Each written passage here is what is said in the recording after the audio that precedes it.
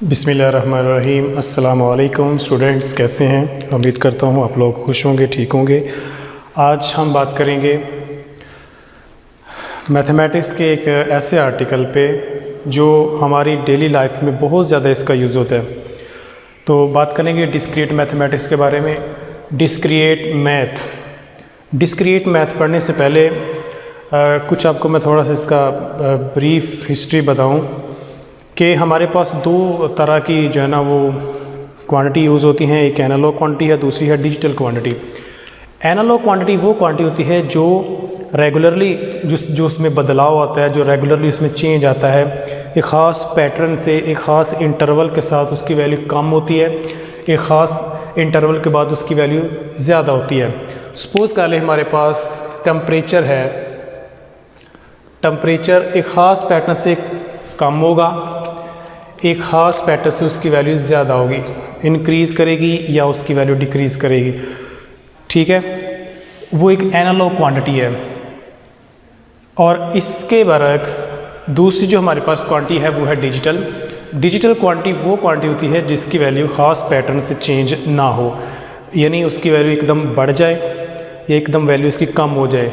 Suppose करें आज हमारे पास पेट्रोल तेल की जो कीमत है वो सपोज़ कर ले 100 पर लीटर है, तो हो सकता है कल उसकी वैल्यू एकदम जंप करके वो 110 रुपये हो जाए या कम हो के वो 80 पे आ जाए, 85 पे आ जाए। तो ये डिजिटल है। तो हमारे पास जो डिजिटल क्वांटिटी में दो नंबर यूज़ होते हैं, एक 1 है, दूसरा है 0। एक 1 और दूसरा यूज़ होता है 0। अब ये दो नंबर ही यूज़ किए जाते हैं डिजिटल इलेक्ट्रॉनिक्स में। तो इन नंबर्स को हम कहते हैं बाइनरी नंबर या बाइनरी वेरिएबल। इन नंबर को नाम दिया जाता है बाइनरी वेरिएबल। अब क्योंकि ये नंबर जो हैं इनकी सिर्फ दो ही पॉसिबिलिटी होती हैं, यानी हमारे पास जो पॉसिबल वैल्यू है वो दो है। सपोज़ कर लें या आप अपनी क्लास में फ़ेल हो रहे हैं या पास हैं, तो ये एक बाइनरी वेरिएबल है, दो ही ऑप्शन है। इसी तरह कोई बात आप गलत बयान करेंगे या आप किसी बात का आप सही बयान करेंगे, वो दो स्टेटमेंट है उसकी, दो ही इसकी पॉसिबिलिटी हैं। इसी तरह से आप किसी सर्किट का स्विच ऑन करेंगे या किसी सर्किट का आप स्विच ऑफ करेंगे, स्विच ऑन करेंगे या ऑफ़ करेंगे। तो ऐसे वेरिएबल को नाम दिया जाता है बूलियन वेरिएबल, बाइनरी वेरिएबल। अब बूलियन इसलिए कहते हैं क्योंकि ये जो अलजबरा है इसको बनाया था जॉर्ज बोले ने, उसी के रेफरेंस से, उसी के नाम से जो है ना वो बूलियन अलजबरा कहलाता है। ये मैथमेटिक्स की एक बहुत बड़ी जो है ना एक ब्रांच है। और ये वेरिएबल दोनों, ये 1 और 0, इनका ज़्यादा यूज़ होता है कंप्यूटर एप्लीकेशन में।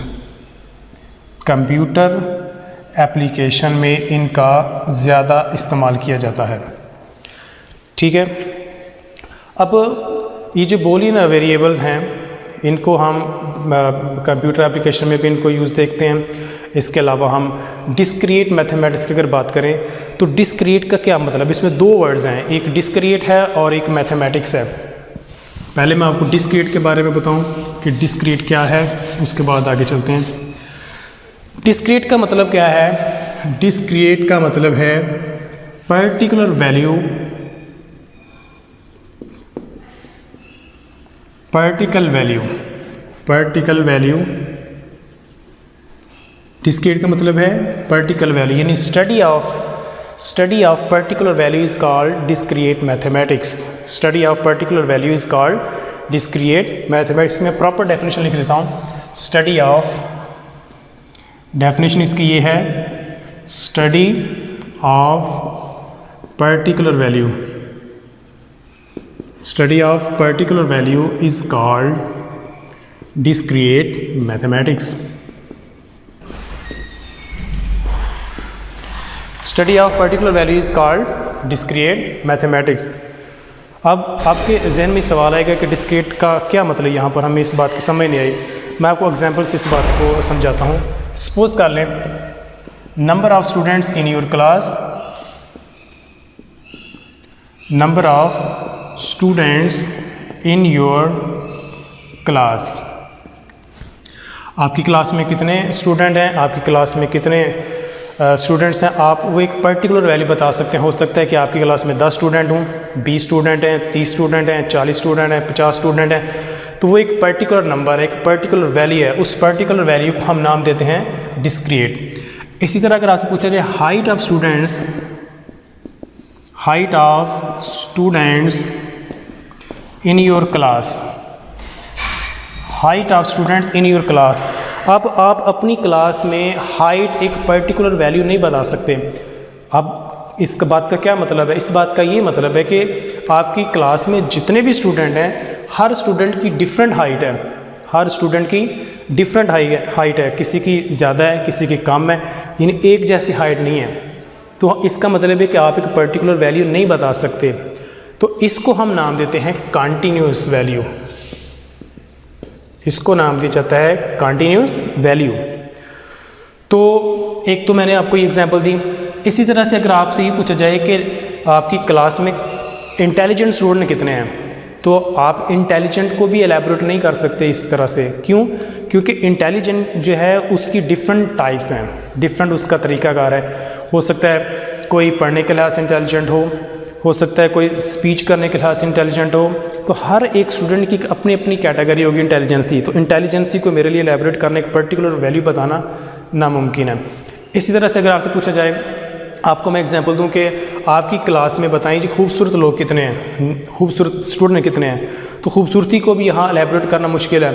खूबसूरती तरह तरह की हो सकती है, कोई कलर में खूबसूरत हो सकता है, कोई हाइट में खूबसूरत हो सकता है, कोई बोलने में खूबसूरत हो सकता है, कोई किसी के मन की खूबसूरती हो सकती है।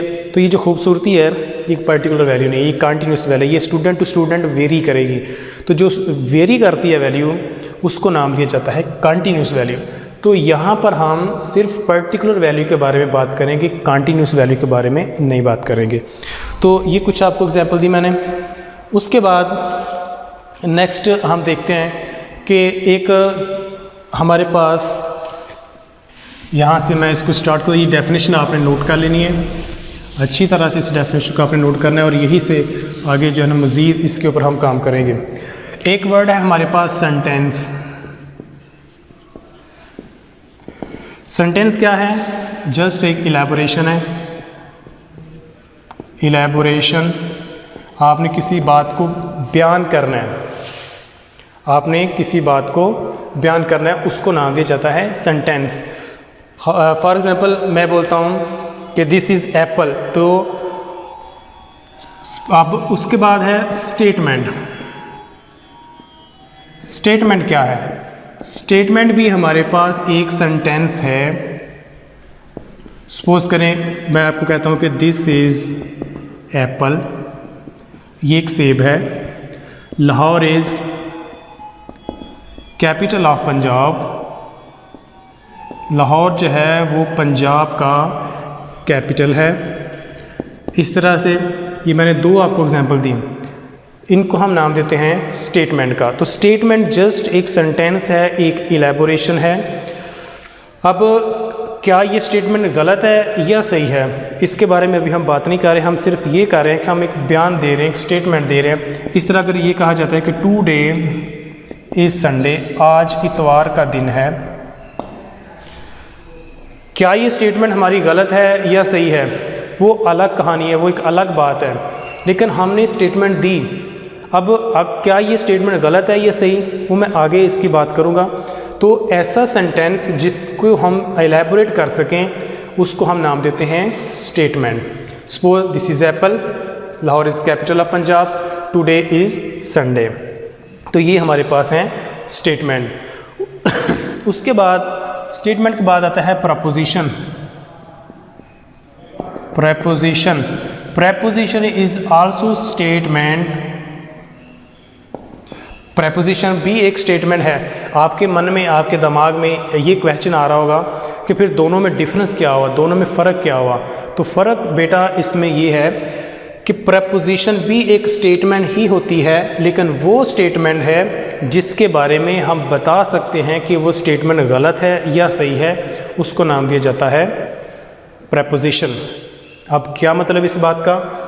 जैसे मैंने पहले आपको एग्जांपल दी, एक सेब है, Lahore is capital of Punjab, today is Sunday, इसमें हमने ये नहीं था बताया कि ये जो मैं इलेबरेट कर रहा हूँ, जो बात बयान कर रहा हूँ वो सही है या गलत है, लेकिन प्रेपोजिशन में मैं बताऊँगा, हर सूरत में बताऊँगा कि आपकी बताई गई स्टेटमेंट गलत है या सही है। तो ऐसी स्टेटमेंट जिसके बारे में हम बता सकें, इलेबरेट कर सकें कि वो प्रेपोजिशन, वो स्टेटमेंट गलत है या सही है, उसको हम नाम देते हैं प्रेपोजिशन। सपोज़ कर लें आज संडे नहीं है, तो है तो ये स्टेटमेंट, लेकिन ये मेरी बताई गई स्टेटमेंट गलत है, तो ये हमारे पास क्या है, एक प्रेपोजिशन है। अगर मैं कहूँ Lahore is capital of Punjab, तो ये बात दुरुस्त है, तो ये स्टेटमेंट दुरुस्त है, तो लिहाजा ये प्रेपोजिशन होगा। अगर मैं लाहौर की जगह लिख देता हूँ Sialkot is capital of Punjab, तो ये हमारी स्टेटमेंट गलत है, क्योंकि सियालकोट वो पंजाब का कैपिटल तो नहीं है। तो ये जो डिफरेंस है ये स्टेटमेंट में और प्रेपोजिशन में।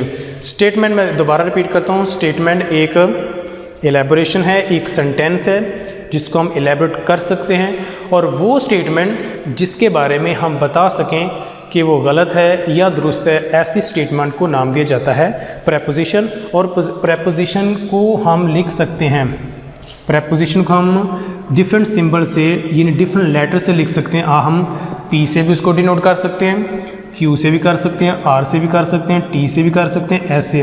ये प्रेपोजिशन को रिप्रेजेंट करने का मेथड है, यानी उसका लेटर है। इस तरह से हम प्रेपोजिशन को लिख सकते हैं। सपोज़ करें मैं कहता हूँ Lahore is capital of Punjab, उसको मैंने पी लिख दिया। टुडे इज़ संडे, उसको मैंने क्यू लिख दिया। यानी Lahore is capital of Punjab, उसकी प्रेपोजिशन पी लिखी। टुडे इज़ संडे, इसकी प्रेपोजिशन क्यू लिखी। दिस इज़ एप्पल, उसकी प्रेपोजिशन मैंने आर लिखी। ठीक है, तो ये डिफरेंट सिंबल से, डिफरेंट लेटर से आप प्रेपोजिशन को लिख सकते हैं। आपको अच्छी तरह से बात समझ आ रही है? आप एक एक स्टेप बाय स्टेप आप इनको आगे लेकर चलें, और ये बेसिक चीज़ें हैं, बुनियादी चीज़ें हैं, इनसे ही आगे हम नई चीज़ें जो है वो पढ़ेंगे, नई चीज़ें आगे आती जाएंगी। तो यहाँ से आप बेस बनाते जाएं। अच्छे से समझ आ गया सब बच्चों को? चलिए आगे चलते हैं, बात करते हैं नेक्स्ट निगेशन के बारे में। नेक्स्ट है हमारे पास निगेशन। तो निगेशन क्या होता है? रेसिप्रोकल है प्रेपोजिशन का, रेसिप्रोकल ऑफ प्रेपोजिशन निगेशन। तो निगेशन ये उसका सिंबल है, निगेशन का ये सिंबल है।